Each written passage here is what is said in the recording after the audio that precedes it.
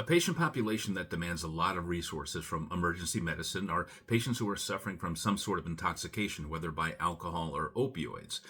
What if, instead of taxing the resources of the emergency department in this patient population, where a majority of these patients didn't need some sort of emergency medical intervention or medical stabilization, all they really need is to be observed and to be given resources for recovery, what if they could be transported to a stabilization center directly by EMS? This is happening in Toronto, Canada, and we have a retrospective study that looked at the numbers between 2022 and 2024, where EMS transported a little over 3,000 patients to these stabilization centers. These patients were mostly men between the ages of 16 and 49, and for 95% of these cases, no medical interventions were required or performed.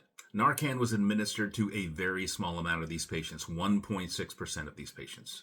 Out of all these patients, 3,066 patients that were transported directly by EMS to these stabilization centers, with an additional 738 patients transferred from the ED to these stabilization centers, only 8.6% of these patients needed to be transferred back to the ED for a medical concern that was unrelated to intoxication. So this demonstrates that a paramedic diversion model for intoxicated patients that require no medical stabilization can be very effective in easing the burden on emergency departments. It doesn't say anything about paramedic wait times or turnaround and getting units back in service, but I would think that it could only improve that.